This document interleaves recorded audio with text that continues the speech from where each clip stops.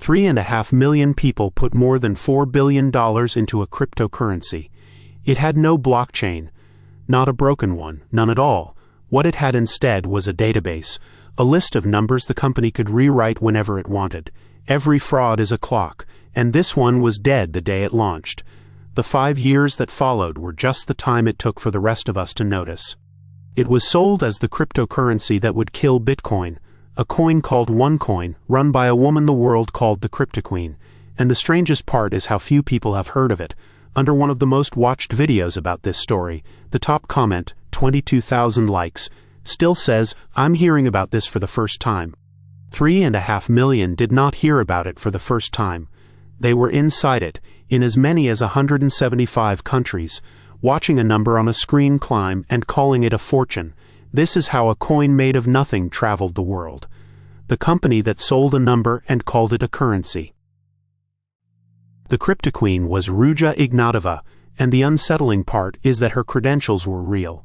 A doctorate in law from Konstanz, a master's from Oxford, time at McKinsey. She was not a cartoon con artist, she was a polished one, which is exactly why people believed her. In June 2016, she filled an arena in London, Wembley, walked on stage in a ball gown to Alicia Keys, and told the crowd that in 2 years nobody would talk about Bitcoin anymore. The legitimacy was manufactured piece by piece. A Forbes cover, except it wasn't. It was a paid advertisement in the Bulgarian edition's branded content program. Forbes itself later confirmed it was an ad, not journalism. OneCoin showed it to investors as proof the press had blessed them. And the pitch had a target, people the banks had left behind. OneCoin called it banking the unbanked. In practice it meant the sales force went where financial regulation was thinnest, and where a polished doctor with a Forbes cover was hardest to doubt. So if there was no blockchain, what were people actually buying? They bought education packages priced from €100 to 118,000. The packages came with tokens. The tokens, you were told, were used to mine your coins. There was no mining. U.S. prosecutors put it plainly. There were no mining pools, and no computers to mine one coin.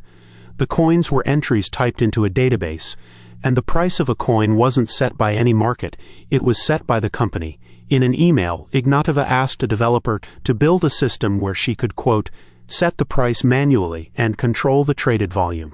Then there was the trick that made the numbers grow. Every so often the company announced a split. Everyone's coin count multiplied overnight, sold to members as their holdings appreciating. But since the company set the price by hand anyway, a split created nothing, it just made the number on the screen bigger. People were watching a balance climb and calling it wealth. In a private email to her co-founder, Ignatova had described the people buying in. The prosecutors later read it in court. She was not building a currency. She wrote, "We are not mining actually, but telling people shit." And there was a way out for the people running it. In another email, from 2014, the year OneCoin launched, Ignatova laid out the plan. Quote, take the money and run and blame somebody else for this. The clock's ending was written at the start. The line on her own slides, if it sounds too good to be true, it can't be true. She meant it as a warning to others and a memo to herself. Then the door quietly closed. OneCoin had an internal exchange, the one place you could turn coins back into money. It was called XCoinX. Access depended on how much you'd spent, and how much you could take out was capped. Then, in January 2017, with no warning, it shut down and never reopened.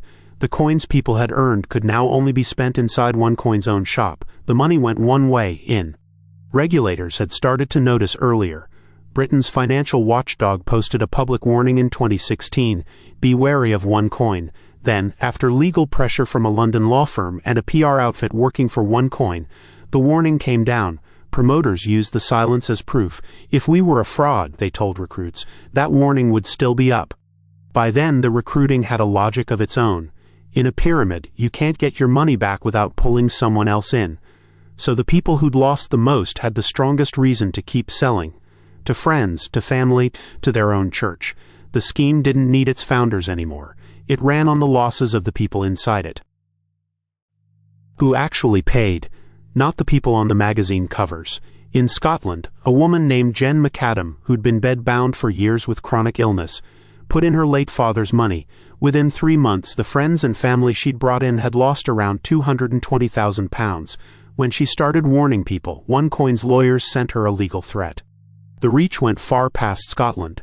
In Uganda, the BBC found a 22-year-old who sold 3 goats and his savings for a $250 starter package. The pitch that traveled best was the kindest-sounding one. Banking the unbanked sold hardest, exactly where people had the least to lose and the least way to check. While they lost, the founders moved the money. A U.S. lawyer named Mark Scott built fake investment funds in the British Virgin Islands and laundered around $400 million. He kept over $50 million for himself and bought a yacht and luxury cars. The numbers in the database were fiction. The yacht was real. And then, in October 2017, the Cryptoqueen vanished. A sealed U.S. indictment had just been filed. According to the FBI, she had learned that the American she was involved with was cooperating with investigators. His apartment had been wired. She boarded a flight from Sofia to Athens and was never seen in public again.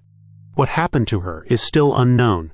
The FBI is still looking. The reward now stands at $5 million and works on the assumption she is alive. Bulgarian investigative journalists have published documents alleging she was murdered in 2018. The journalists themselves call it a hypothesis. No court has confirmed it, and no body has been found. The honest answer is the uncomfortable one. Nobody has proven where she is. The people around her did not vanish.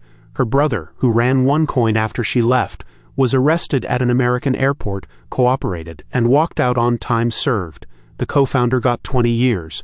The money launderer 10, the compliance chief 4, the court ledger filled in, for everyone except the woman whose name was on it. The victims got almost nothing. In 2026, the U.S. Justice Department opened a fund to repay them. About $40 million recovered, against more than $4 billion lost. For most of 3.5 million people, the math rounds to zero. OneCoin never had a coin. It had a number, a stage, and a story good enough to travel as many as 175 countries before anyone checked the math. The technology it promised never existed, and that was knowable from the first day by anyone who asked to see the blockchain. The product was the belief. 6 frauds, 1 clock, money, a phone call, code, a machine, a signature, and finally a coin that was only ever a number. The pattern never changes. Only the thing they ask you to believe in does. There's always a next one. Thanks for watching Quiet Loops.